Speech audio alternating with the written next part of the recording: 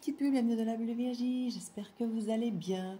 Alors aujourd'hui j'ai choisi de vous faire une guidance, parce qu'on parle tout le temps de changement, d'être challengé dans cette année, alors beaucoup de retours aussi pour certains, mais en tout cas être challengé par des choses qui vous viennent face à face, qui viennent vers vous, parfois des choses du passé, des situations du passé, ou simplement des choses nouvelles, mais où on vous demande d'aborder les choses différemment.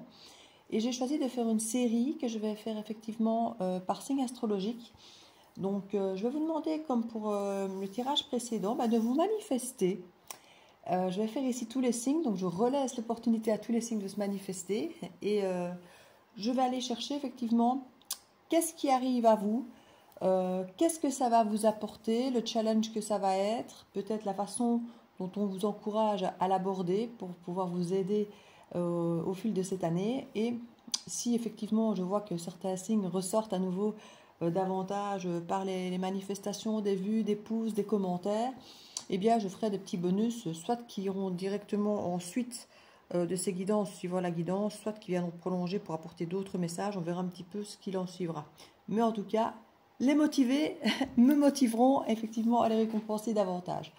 Donc voilà, à tout de suite, je vais commencer avec les Verseaux, et puis certainement les Capricornes, les Lions, les Taureaux. Je crois que ce sont ceux qui ont été en fait les signes que j'ai déjà refaits pour l'autre guidance, parce que ce sont ceux qui sont le plus manifestés déjà, et puis je ferai tous les autres signes. À tout de suite.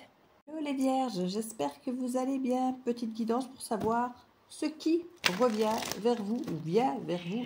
Qu'est-ce qui revient vers vous ou vient vers vous tout simplement en 2025 pour vous challenger?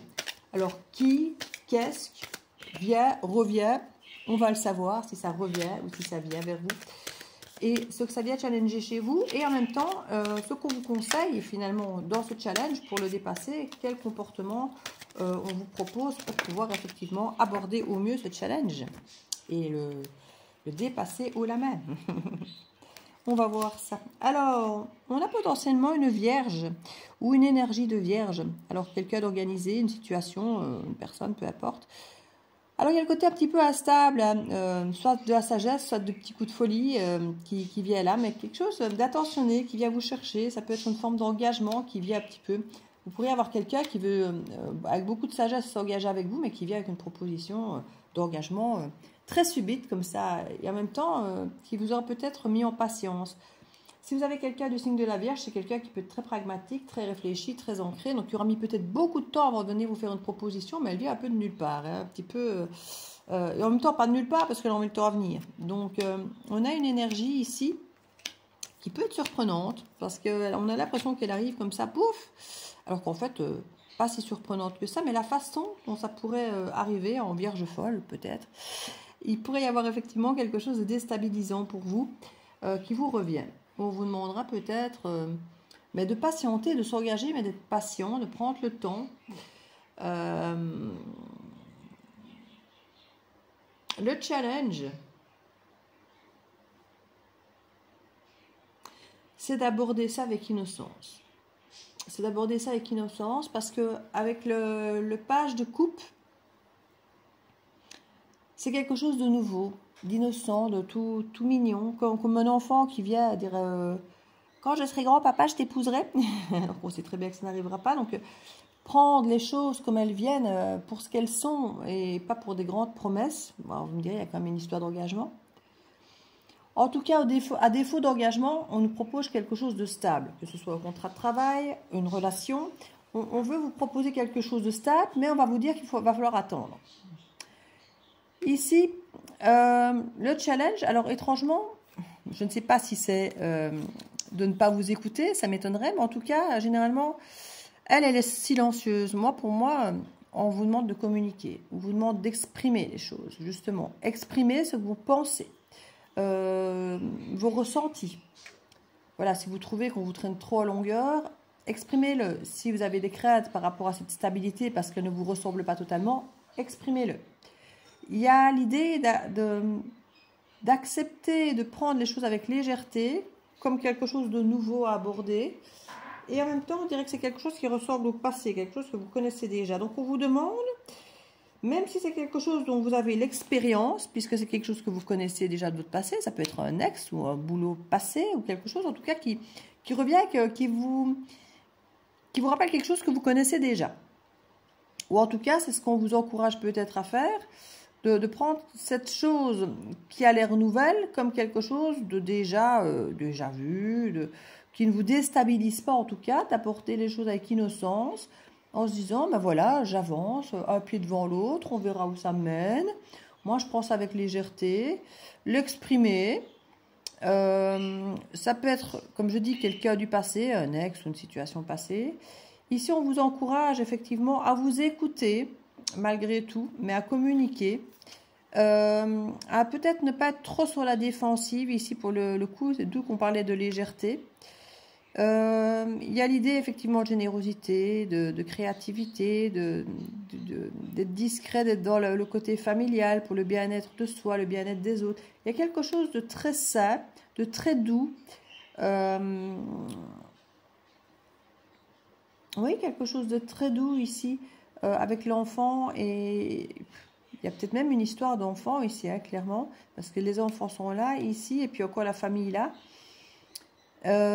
Pour certains, vous allez carrément choisir de mettre fin. Voilà. Ici, on vous encourage presque de mettre fin parce que vous vous sentez pris au piège.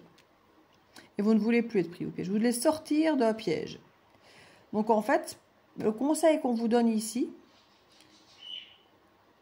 j'ai l'impression, c'est de ne pas accepter de vous laisser traîner en longueur pour avoir quelque chose. Parce que vous pouvez avoir quelqu'un ici face à vous qui vient avec beaucoup de sagesse et en même temps un grain de folie. Et du coup, ça peut plaire parce qu'on se dit, oui, c'est quelqu'un qui a l'air de savoir ce qu'il fait. Il est très sage. En même temps, pouf, il a des coups de folie comme ça dans lesquels on aura envie d'embarquer. Hein, ah bah tiens, je t'engage, contrat à durée indéterminée. Oui, mais si cette personne n'est pas très stable, elle vous propose un truc stable, et en même temps, pas maintenant, plus tard.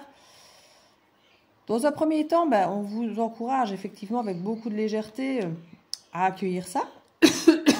Mais j'ai l'impression que vous ne vous écoutez peut-être pas assez ou on vous demande peut-être de ne pas écouter votre intuition parce que peut-être que justement votre intuition est un peu flouée ici pour le coup peut-être justement que cette personne est un peu ambivalente qui vous propose un truc stable mais pas tout de suite.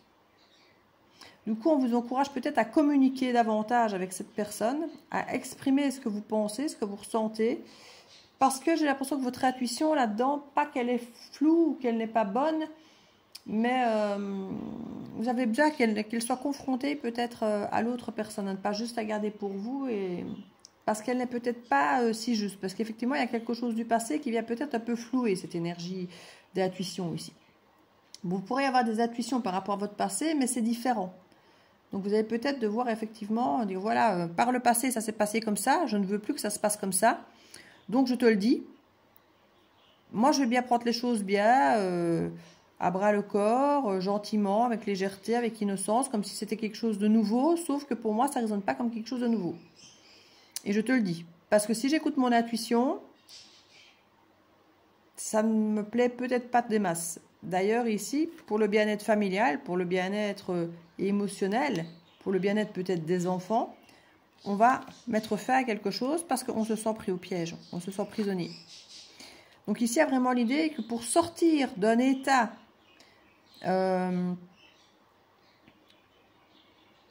comment vais-je dire d'impuissance, voilà, c'est le mot que je cherchais qui ne voulait pas venir. Pour sortir d'un état d'impuissance, on met fin à quelque chose. Alors, ce n'est pas forcément fin à une relation. Ça peut être mettre fin à une façon de fonctionner, pour faire les choses autrement, justement. Peut-être mettre fin à cette forme d'attente, ou mettre fin à la précipitation, mettre fin au silence, mettre fin au non-dit, mettre fin à l'énergie du passé, mettre fin à... ça sera différent pour chacun d'entre vous. Mais il y a quelque chose qui doit prendre fin pour que cette stabilité puisse être enclenchée, j'ai envie de dire. Parce que la proposition est sympa, mais elle tarde à venir. Et quelque part, vous ne voulez pas qu'on vous traîne en longueur, qu'on vous traîne en promesses pour que finalement, il ne se passe rien. Donc, vous avez envie de dire à l'autre, écoute coco, écoute cocotte. Des promesses, j'en ai déjà eu beaucoup. J'ai pas vu le truc au bout. Donc là... tu vas peut-être me montrer un peu plus rapidement ce qui se passe, parce que si moi j'écoute mon intuition, ça ressemble à quelque chose du passé qui ne me plaît pas. Or, j'ai envie de pouvoir accueillir ce que tu me proposes, qui a l'air d'être sympa, avec douceur, légèreté, innocence, mais je ne saurais pas le faire parce que le passé me dit de faire attention, de me méfier. Voilà. Il y a quelque chose de cet ordre. Et du coup, il y a quelque chose qui doit prendre fin pour ne plus être bloqué dans cette sensation d'impuissance, d'attente, de patience, où on ne sait pas où on va, à quelle sauce on va être mangé, au-delà de la promesse. On parle de 2 de coupe, c'est beau, c'est très beau. J'ai l'impression que le fait d'être clair, parce que je voulais un peu savoir où ça menait, ce qui prenait fin, pour vous aider un petit peu, même si c'est à vous à prendre vos décisions et vous avez au cas par cas des situations différentes. Mais je voulais avoir une idée de savoir s'il fallait mettre fin à cette proposition ou pas. Mais quand vous mettez l'église au milieu du village, que vous êtes clair en mettant fin, en exprimant ce qui doit être exprimé. Et c'est marrant parce qu'on aurait pu avoir des tas de cartes d'épée pour exprimer la communication. Et là, on parle de la grande prêtresse renversée. Donc, c'est vraiment... c'est pas tellement je m'exprime verbalement avec des mots tranchants comme l'épée. Et c'est plutôt... j'exprime mon ressenti, j'exprime mon intuition avec beaucoup de douceur, beaucoup de tendresse, avec beaucoup... de sagesse, de bienveillance, il y a une façon d'exprimer très douce, très féminine ici. Pour exprimer ce qu'on ne veut plus en fait. On ne veut plus être très puissant. Et on fait ce qu'il faut pour redevenir puissant. Mais regardez, quand on a fait ça, quand on s'est exprimé avec cette douceur sur le passé, qu'on ne veut plus voir se répéter, et sur ce qu'on attend, de pouvoir être insouciant dans ce qu'on nous propose et pas de s'inquiéter, justement. 2 de coupe et l'impératrice. Pour certains, je vous disais qu'il y avait potentiellement des histoires d'enfants, et ça ressort ici. Hein. Il peut y avoir l'idée, effectivement, d'avoir un enfant, d'attendre un enfant ou un projet important à 2. Il y a l'idée vraiment d'exprimer les craintes qu'on pourrait avoir, les blocages qu'on pourrait avoir pour éviter effectivement que ça ne se répète ici. Il y a vraiment une belle énergie. Quand je regarde les quelques cartes qui sont tombées, on a le diable, le sagittaire renversé, le chariot renversé, beaucoup de cartes renversées, l'épée renversée ici, page d'épée renversée, 6 de bâton pas très droit, 9 de coupe, se défendre, se projeter. Oui, il y a l'idée d'avancer, mais d'avancer intelligemment, de ne pas faire les choses trop vite, de ne pas faire les choses sans réflexion, de se trahir l'autre ou soi-même. Il y a l'idée de faire les choses bien, en fait, cette fois-ci, de s'y prendre autrement, en s'exprimant, en disant clairement ce qu'on veut, comment on le veut, ce qu'on ne veut pas. Il y a vraiment une volonté très douce et très claire. Donc voilà, j'espère que vous saurez comment aborder ce petit challenge ici qui vient vers vous. N'hésitez pas à liker, à commenter pour que les petits bonus que je vais faire après, qui seront un peu plus longs que les signes ici, quand j'ai fait tous les 12, je suis plus bref, mais quand je refais les bonus, je prends le temps de les faire, donc la guidance sera plus longue. De votre signe, parce qu'il n'y a rien à faire, quand je vois qu'on apprécie mon travail à sa juste valeur, ben, j'ai envie d'offrir un petit peu plus à ceux qui apprécient mon travail. C'est normal. Donc, je vous fais des bisous et je vous dis à très bientôt de la Bulle de Viergie. Ciao, ciao.